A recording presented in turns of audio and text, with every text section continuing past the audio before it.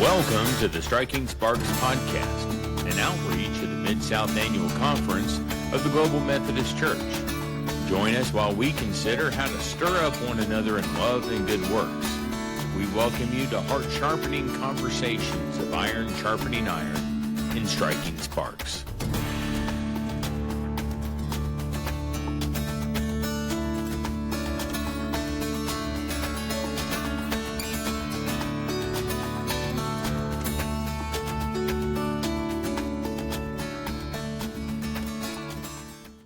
We do want to welcome you to this episode of Striking Sparks.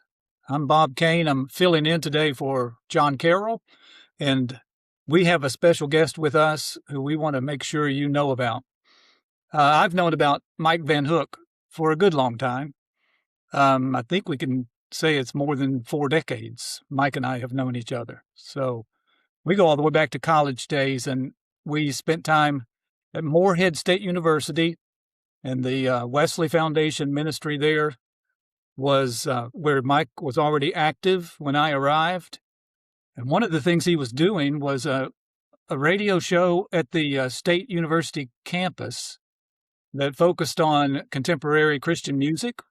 So it was an outreach of a sort, and it was a educational program.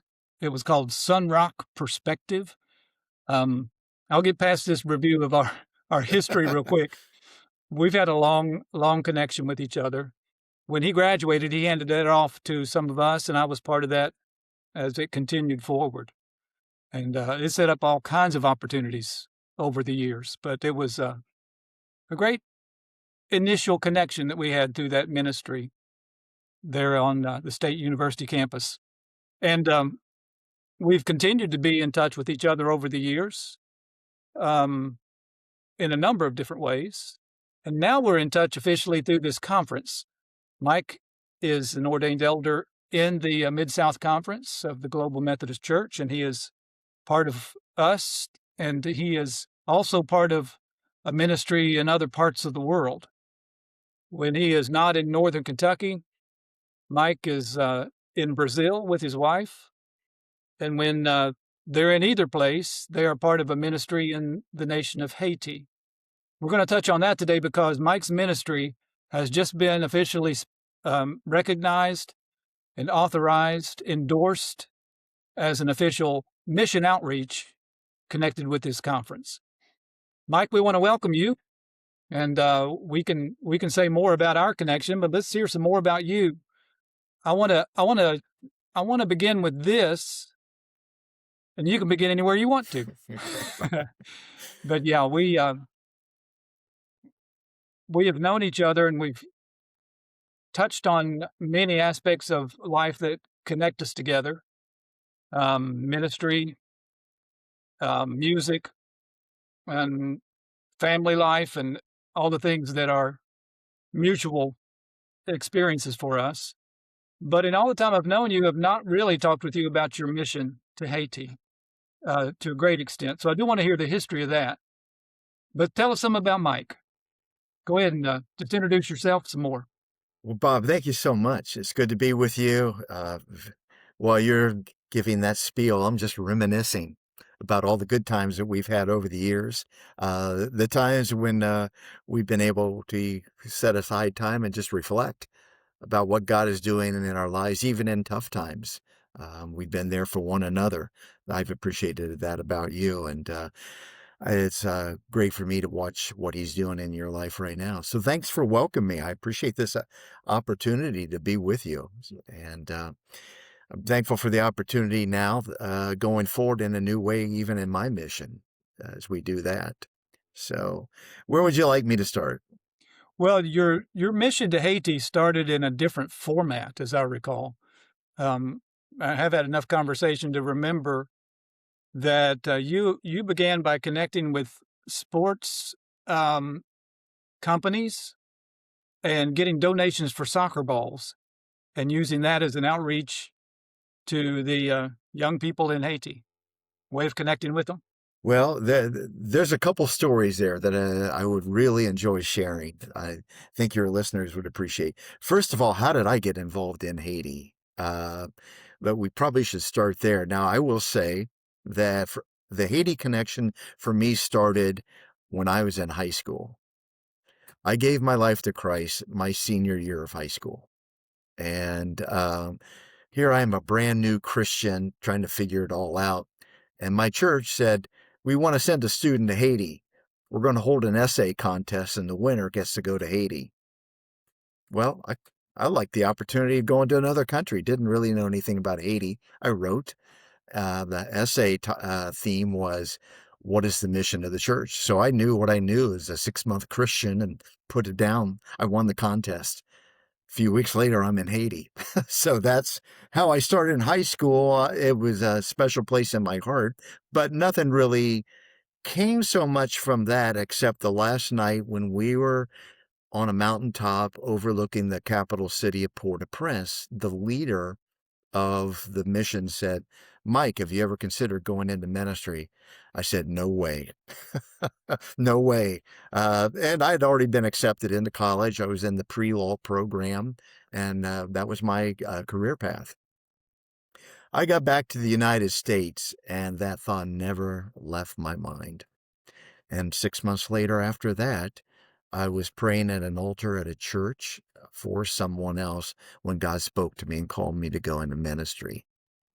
And so that changed the whole course of my life. Take it through there. I went from college on to Asbury Seminary and then into pastoral ministry. And through some circumstances, I left ministry and went into business. There was a period about 2000, 2001. I'm going through a very difficult place in my life. And part of that is really searching what God would want to do with my life, wondering if I had value, any purpose that he wanted to do with me. And I was on a business trip to Washington, D.C. And when I was in Washington, D.C., the person who really led me to Christ, who discipled me in Christ and discipled me into ministry, I called him and said, let's have lunch. So we're walking down the streets of Georgetown in Washington, D.C., and he's telling me about his mission in Haiti. And he said, Mike, I'd like you to go. And boom, a light went off. It was a divine spark is how I describe it. And I immediately go, okay. And that it was one of those, yes, Lord, here I am. What? Send Aaron, moments. And then he said, Mike, I want to put you in our budget so you can go, and boom, another one. No, I'm supposed to raise my funds like a missionary. I said, where did that come from? That sure wasn't me. And at that point, I knew God was calling me to Haiti. I've never had a doubt about that from 2001 when that happened. Less than a year later, I'm on the ground in Haiti and started my mission. I'm going with his organization. He said, Mike, there's a couple things I want you to do. One is, I know you coach soccer, so I'd like you to go and do a soccer ministry. And so I started that. I said, okay. So I got a bunch of balls from some teams that I coached. And I went. He said, I'd also like you to help disciple some young Christians there. Sure. So I go back the second year in Haiti, and we're sitting at a cafe, and all of a sudden we hear the strangest sound. We go, what is that? We pop up from our seats, look out on the street, and marching down the street is a marching band, just like here in the United States, in uniforms, playing John Philip Sousa marches. That's not something I've heard before since. Followed by 4 soccer teams, 2 of them 8-year-olds, 2 of them 18-year-olds. And we go, what's going on? And the person said to us, oh, this is the 200th anniversary of our liberation from the French. It's a national holiday. Yeah, all the businesses are closing. We have a soccer tournament. We go, where? They go, oh, in the stadium. And then the city we're in, go, what stadium? They just, that way. Finished our coffee, started walking down back streets, until we could hear the noise, and we followed the noise and crawled in through a hole into a stadium with 3,500 people. Oh my gosh. And my friend said, we have to do something. Let's make some connections. And we did. And we worked it out because I had brought more balls. And they said, could we present a soccer ball as a gift during halftime of the championship game? I said, sure. So when we arrive at the stadium the next day for the championship game, and everybody is staring at us, looking at us, and the coaches look at my ball, and they said, could we use that ball for the championship game? I said, sure. I realized that the donated soccer ball that I received from a girls' team in Nashville, Tennessee, was better than any ball they had. So the game goes on. At halftime, they march us out to the field. And in the center of the field, I am standing there making my thank you speech and handing a ball as a gift. And the leader of the soccer organization gets on the microphone and he says, I thank you not only for your gift, but for your evangelism. And I look at my friend. We had not mentioned Jesus, but that ball meant more to them and established a connection. It became almost sacramental. You know, we talk about a sacrament being an outward and visible sign of an inward spiritual grace. It took on almost that quality. We realized we were on with something. They asked if we could meet with them that evening. So that evening we got together, went to a dark office, no electricity or lights. And I asked a very simple question. What do you need? Now that could be a challenging question in Haiti because they need everything basically. But if you ask it in the right way, you ask it at the right time, and you listen carefully, you're going to find something deeper beneath the surface. And that's what happened. They started telling me things, and the whole time I'm going, doable, doable, doable. We can do this. And that's how my ministry got established in Haiti, through a That soccer is an ball. amazing story.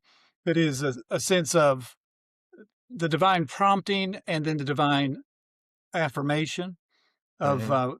things that you stepped into. God was stepping ahead of you, and that just affirmed that you were stepping in the right direction. Yeah. I'm a strong believer in incarnational ministry, being present. And we find when we show up, God's already there waiting to do wonderful things. So from a soccer ball, from a time in a stadium, our ministry has grown the last 24 years in amazing, phenomenal ways. We had to step back from just being an exclusively sports organization. There were some things where we felt like God was leading us deeper. The coaches came to us and said, would you teach us how to coach soccer? Well, we saw an incident in the stadium where coaches were beating players, physically beating young players. And I said, yeah, but I'm not going to coach you how to kick the ball. If you're going to be a coach, you must be a leader. And the kind of leader I'm talking about is a servant leader who places others above yourself. If you want that kind of training, then I'll give it to you. And they go, we want that. And so we started servant leadership training with the coaches.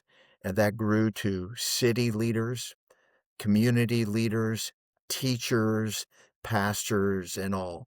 So we evolved into a ministry beyond sports And that in a lot of facilitated different a ways. need to change the name of the organization. Right. We did. We were International Sports Alliance because we were the sports ministry branch of another mission. And then through time, we needed to change, and it was ISA, so we became International Strategic Alliances, which in some ways also defined what we did in a lot of different ways too. So that's how we got our start in a lot of ways, but it's evolved and grown in many different ways. And what have been some key developments along the way? One of the key developments that has transformed on our very first trip, I arrived with this person I described earlier. When we arrived in Port-au-Prince, all his luggage didn't make it. We had a key decision. Do we fly over the mountains of Port-au-Prince to the city of Cap-Haïtien and hope that we can catch a ride to a mission outpost? We prayed about it and we decided to go on faith and take the last plane out instead of staying in the city. When we arrived at the airport as the sun is setting and we're descending onto the tarmac, in the dark, a voice cries out from the fence, "I am God's servant. I'll do whatever you need." Couldn't even see the figure. We could hear the voice. So we walked to the fence and we found this young man who is a seminary student in the pastoral ministry training. He was there to meet us. We didn't know that. We said, we need a ride to the mission outpost. And he said, okay, I'll secure a ride. I will ride with you tonight, dark night. And as we're in the car, we're finding out about his faith and what he's like. He said, I'll come back in a couple days and I'll work with you. So we had a real man of God that he put in our place. He is still a pastor we work with 24 years later. So he provided a man. We started immediately nurturing him, training him in the faith, training him in the ministry. And about 4 years later, he decided that he was going to start a church in the poorest neighborhood in the second largest city, Cap-Haïtien. I'll tell you just about the neighborhood he's going to start it in. We told another pastor, he's starting a church in Madeleine. They just looked, you're going to where? Oh, that's bad. Yeah. And he said, yeah, I'm starting a church there. Now, he grew up as an indigent child on the street. And there were times he would buy books instead of being able to eat. The first time I went to that church and I drove through that neighborhood, it looked like those videos and pictures you see of war zones currently now, maybe in parts of the Middle East, parts of cities after World War II in Europe. It looked like that. And there was nothing there. He started his church with 7 women and 14 children. First Sunday they met, they had to bring their own chairs. They had nothing. They're in a field and it started raining. So he took what little money he had and bought a few pieces of lumber and a piece of corrugated sheet metal so they would have a place to meet. And that's how he started his church. And for years, we have been working with them, building a ministry to that community. If you go there today, it doesn't look the same. That church has also transformed that community. It is a beacon of hope. And we see people coming to Christ. We have provided humanitarian aid. We've helped build a water well so they have clean drinking water for the whole community to come to. We have helped put up a safe place. 2 years later, they started a school that we fund, that we support. We have started outreach programs, ministry programs, many, many different things. And from there, it has developed to where we are working throughout the country in many different ways. Wow. Wow. I hear those kind of stories and just uh, wonder how we can inspire that at all churches. How can local churches become places that are less focused on how are we going to take care of ourselves and take care of our needs as a local church, and into a mindset of how can we make an impact in the community around us and then extend that out to other places in the world. I'm hopeful and encouraged with this new movement of the Global Methodist Church that more and more that will be developing. I'm hopeful that this kind of insight and this kind of experience that you're sharing will speak to them and have them thinking thoughts of, let's see what we can do beyond ourselves. And we would like to inspire the Global Methodist Church, and I often refer to it, I think, I didn't coin it, it's a movement. We sense that in a lot of ways, so that's why we're excited to be a part of it. When I was in the car that first night with that young seminary student, one of the first lessons I told him is this. I said, if you are faithful in the small things, God will be faithful in the big things. If you talk to him today, ask him about that first conversation, that's what he'll tell you. And he's tried to live his life that way. Now, the repercussions of it are this, that throughout Haiti, the needs are great. They're humongous, beyond ourselves. But be faithful in the small things and watch what God does. It will be beyond your comprehension. He has opened doors for us that I never could have imagined. We have seen wonderful things. We've seen miraculous things, but we're seeing lives being changed. One of the things we always say is we exist to make a significant and enduring difference in the lives of the Haitian people. Significant is meaning that they are real changes. They're just not programs. Enduring, that these are lasting. And we have seen a lot of ministries come and go in Haiti. The civil unrest is well known right now. Capital City, 90% of it is under gang control. People are fleeing. There are not many parts of the country we can go to, but God is doing transforming things there. I was fortunate enough to participate in the Engage mission programs of the Global Methodist Church, and going around, and I was telling a story about how do you reach those unreached people. And another church that we are now working with, the pastor of this extremely poor church, 300 people, barely enough to feed themselves. He will go places I can't go, places no vehicle can go, crossing rivers. He'll go to the most voodoo-infested area. He'll set up a chair and table and sit there, and people will come, and he'll say, what has voodoo done for you? What has the devil done for you? Don't you think it's about time you give Jesus a chance? And they're responding.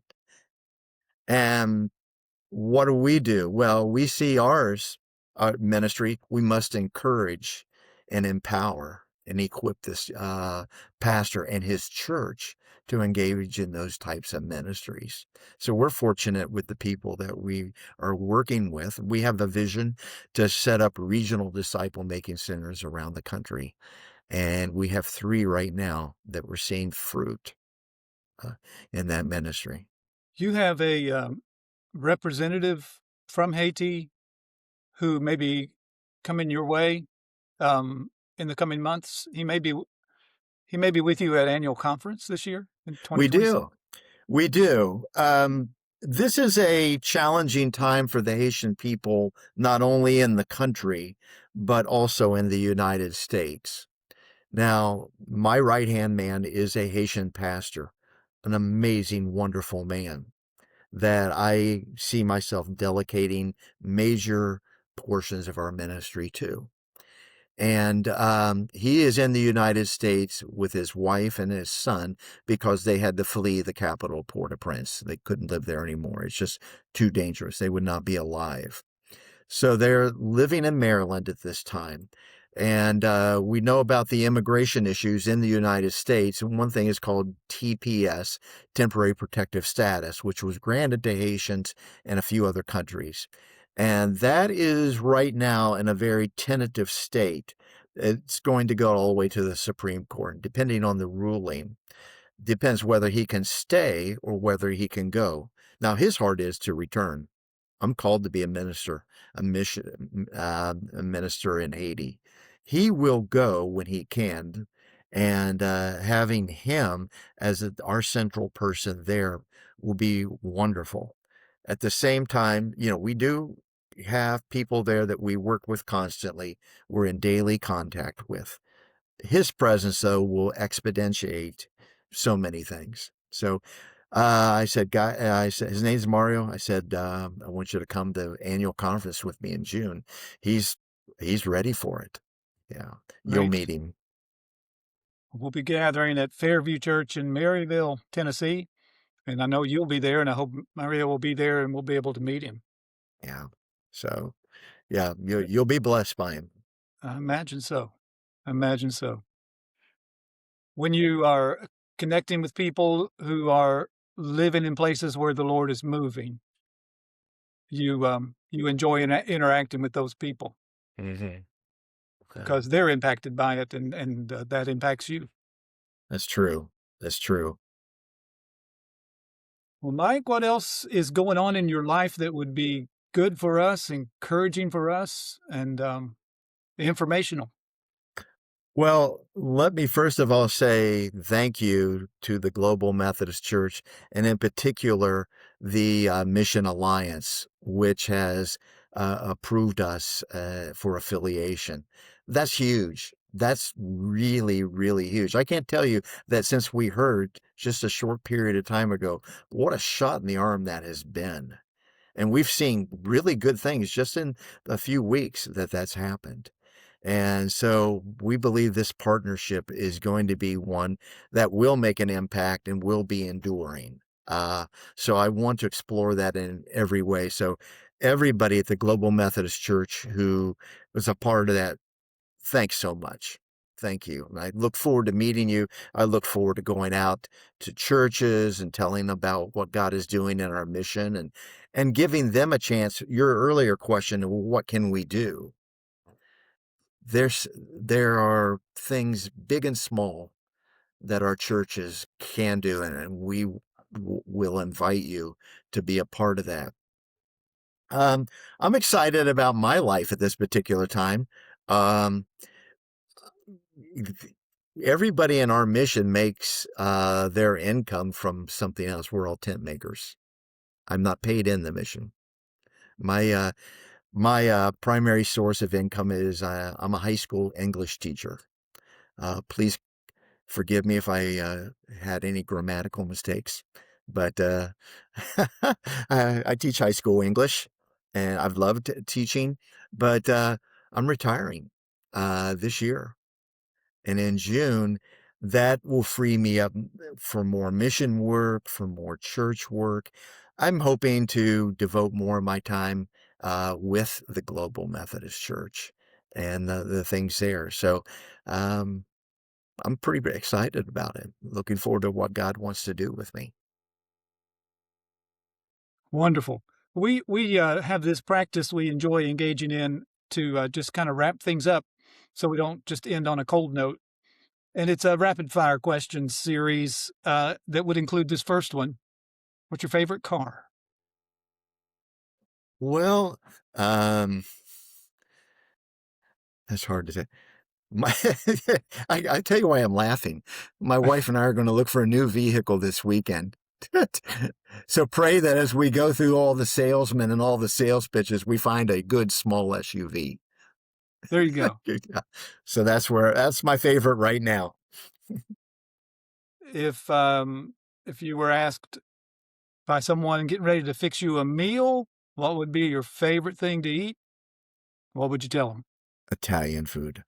I Italian. love Italian food. And when I was in business before I went into teaching after I left pastoral ministry, my job took me across the United States. So you're going into New York City, having real Italian food or having it here or there. In Brazil, where my wife is from, and the Italian population there, I love Italian food. So Hmm. sign me up. There you go. If there were one person you could talk to, living or not, you could spend half hour with, somebody besides Jesus, who would that be? I would like to spend that half hour with the person who led me to Christ and discipled me and took me to Haiti.